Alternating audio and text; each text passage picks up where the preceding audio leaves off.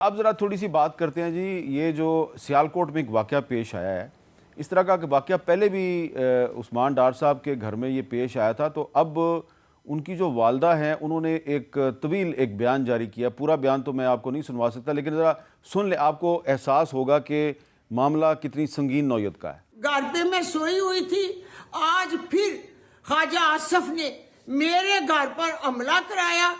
ये देखो, मेरा दरवाजा तोड़कर मेरे अंदर दाखिल हो गए। देखो, मेरे घर पे उन्होंने मेरी कमीज को फाड़ डाला। ख्वाजा आसफ, मेरा चैलेंज है, मैदान में आओ, हथकड़ियां मुझे लगाओ, मैं हथकड़ियां और जेल में भी जाकर इलेक्शन लड़ूंगी। अच्छा, अब इस वाक़े के बारे में जो सियालकोट पुलिस है वो कह रही है जी ये झूठा वाक़या है।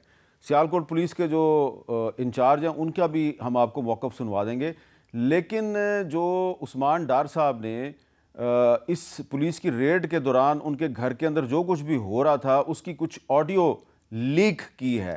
तो इस ऑडियो लीक में उनकी वालदा और घर की ख़वातीन और बच्चे जो हैं वो किस किस्म की बात कर रहे हैं और चीखो पुकार क्यों कर रहे हैं, ज़रा ये आप सुन लें ज़रा। हम लोगों ने क्या जुर्म किया है? मर्द कोई नहीं, हम लोगों ने क्या गुनाह किया है?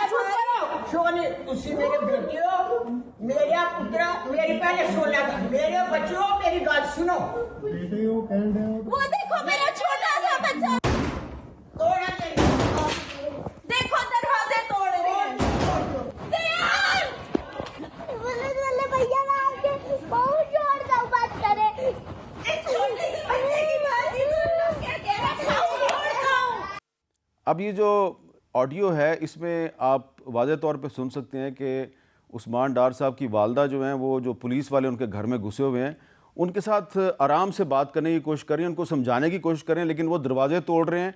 और एक बच्चा जो है जिसकी उम्र 6 साल है, जो कि उस्मान डार साहब का बेटा है, वो उस पर भी तशद्दुद कर रहे हैं और बच्चा भी चीखो पुकार कर रहा है। लेकिन जो सियालकोट पुलिस के DPO साहब हैं वो क्या कह रहे हैं, ज़रा सुनें। कल रात की दरमियानी शब मुकामी पुलिस सियालकोट ने एक इश्तिहारी मुलजिम उमर डार को गिरफ्तार करने के लिए कानूनी तरीके से रेड किया। जब ये रेड किया गया तो घरेलू ख़वातीन ने नहायत नाजेबा नाशाइस्ता अल्फाज का इस्तेमाल किया और पुलिस के जाने के बाद ये मन घड़त कहानी बनाई कि पुलिस ने तशद्दुद की और बदतमीज़ी की है।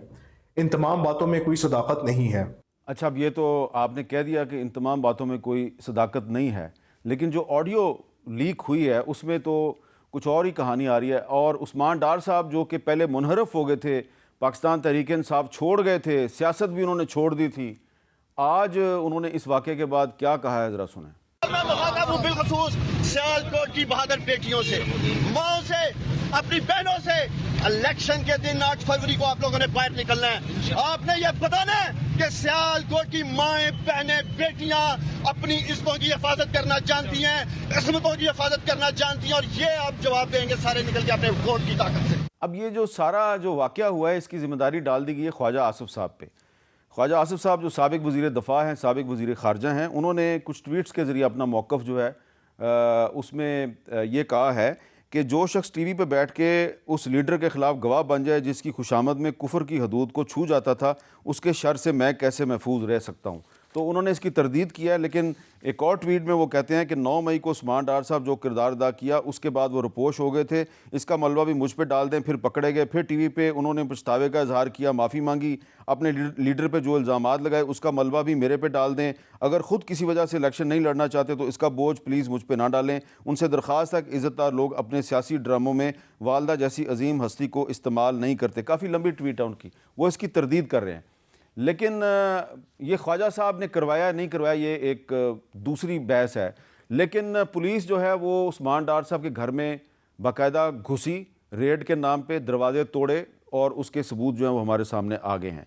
क्या इस किस्म का जो सियासी कल्चर है और इस किस्म के जो सियासी वाक़यात हैं उसकी मौजूदगी में हम ये तवक्को कर सकते हैं कि 8 फरवरी को एक फेयर एंड फ्री इलेक्शन मुनक्कद होगा? इस पर गुफ्तगू करेंगे एक वक्फे के बाद।